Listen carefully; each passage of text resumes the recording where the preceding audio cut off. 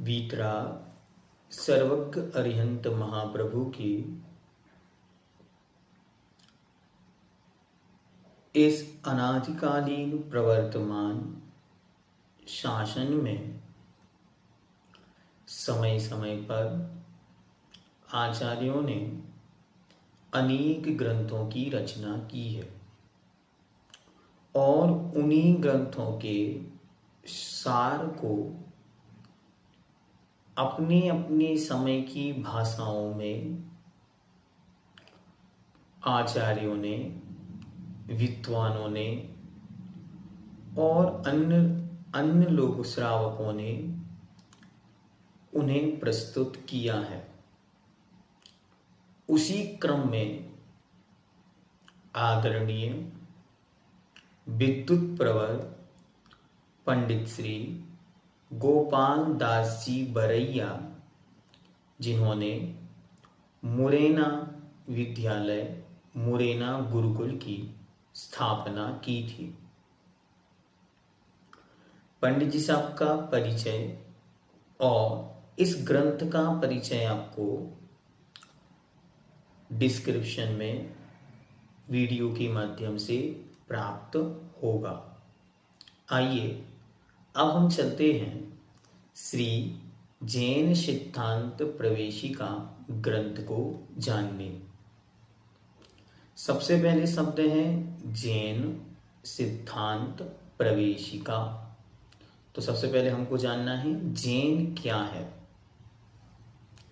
तो जैन शब्द बना है जिन शब्द से। जिन मतलब होता है जीतने वाला, जयति इति जिनः, जिन्होंने अपनी इंद्री, मन, आत्मा और कर्म रूपी शत्रुओं को जीत लिया है, उनका नाम है जिन। और उन जिन का जो उपदेश है उसे कहते हैं जैन, या जिनके द्वारा जो कुछ कहा गया वह जिनोपदेश है और उसे जो फॉलो करता है, मानता है, उसे कहते हैं जैन। तो यहाँ जैन का अर्थ है जिन से रिलेटेड। जिन कौन है? वह आत्मा जिन्होंने अपने कर्म, आत्मा और इंद्रियों को और कर्मों को जीत लिया है, वह जिन है। और उस जिन से संबंधित जो है वो जैन है। तो उस जिन से संबंधित जो सिद्धांत है, सिद्धांत किसे कहते हैं? तो सिद्धा अस्ति यस्मिन अन्ते स सिद्धांता, अर्थात ऐसी बात जिस बात के अंत में परिणाम स्वरूप सिद्धत्व की प्राप्ति हो, या जिसके कथन में लास्ट में सिद्धों का कथन हो, उसे कहते हैं सिद्धांत। सिद्धांत मतलब होता है मत, विचार। तो जैन का अर्थात जिन का जो विचार है, जिन धर्म का जो सिद्धांत है, आगम है, रहस्य है, उसमें जो प्रवेशिका अर्थात प्रवेश कराने वाली है, या यूं मानो जिनेंद्र भगवान के सिद्धांत, जिनेंद्र भगवान के विचारों में जो प्रवेश करने के लिए दरवाजे के समान है, फर्स्ट स्टेप के समान है, उसका नाम है जैन सिद्धांत प्रवेशिका। प्रवेशिका शब्द कैसे बना? तो प्रवेश शब्द का ही स्त्रीवाची शब्द प्रवेशिका बना।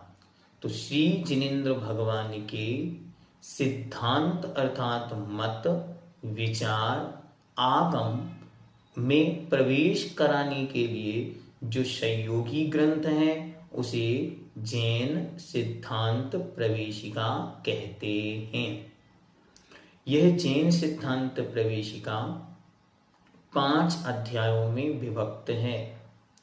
सबसे पहले पंडित जी साहब एक रास्ता बनाते हुए कि किसी भी वस्तु को जानने के लिए उसे जानने के उपाय क्या हैं, तो सबसे पहले वस्तु को जानने के उपाय, इस पर पंडित जी साहब चर्चा करेंगे, जिसमें टोटल 111 प्रश्न हैं। इस वर्ष सप्तम वर्ष में हम 2 अध्याय पढ़ेंगे, अध्याय नंबर 1 और अध्याय नंबर 2। आइए आज हम मंगलाचरण को प्रारंभ करते देखते। नत्वा जिनेन्द्रं गत सर्व दोषं सर्वज्ञ देवं हित दर्शकं च श्री जैन सिद्धांत प्रवेशिकेयं विरच्यते स्वल्प धियां हिताय। नत्वा जिनेन्द्रं गत सर्वदोषं सर्वज्ञ देवं हितदर्शकं च श्रीजैन सिद्धांत प्रवेशिकेयं विरच्यते स्वल्प धियां हिताय। एक बार पुनः। नत्वा जिनेन्द्रं गत सर्वदोषं सर्वज्ञ देवं हितदर्शकं च श्रीजैन सिद्धांत प्रवेशिकेयं विरच्यते स्वल्प धियां हिताय।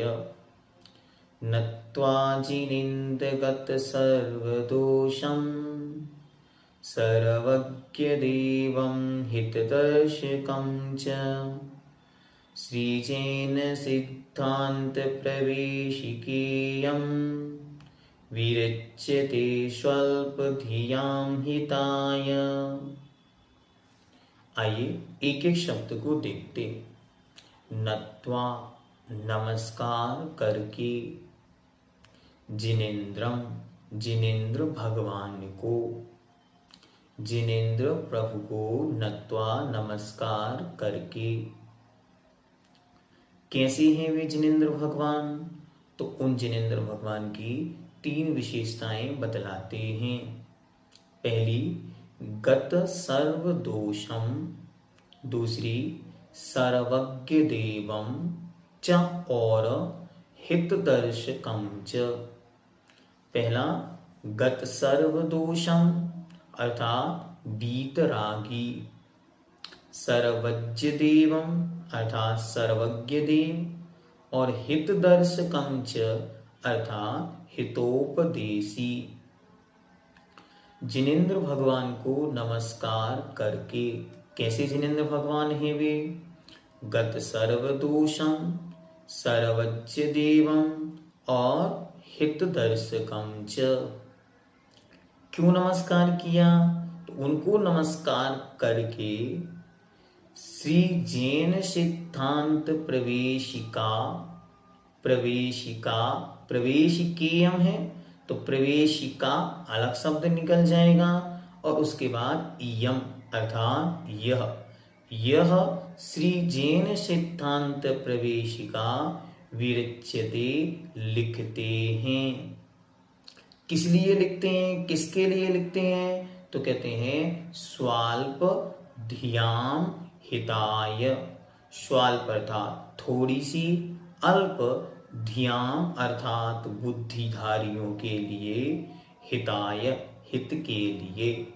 अल्प बुद्धिधारी जो जीव हैं, थोड़ी सी बुद्धि वाले हैं, स्वाल्प धियां अर्थात अल्प बुद्धि वालों के हिताय हित के लिए।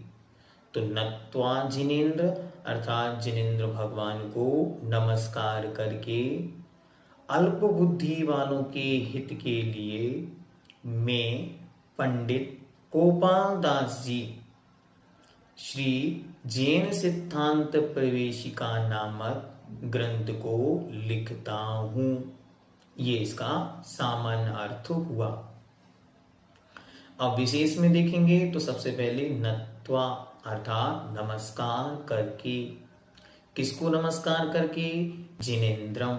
जिनेन्द्र कौन है? जो जिनों में श्रेष्ठ हैं। जिनकी परिभाषा आपको पहले बतला दी। जिन मतलब जिन्होंने अपने संपूर्ण दोषों को, कर्मों को, विकृतियों को जीत लिया है, दूर कर दिया है, ऐसे वे विजेता, जीतने वाले जिन हैं।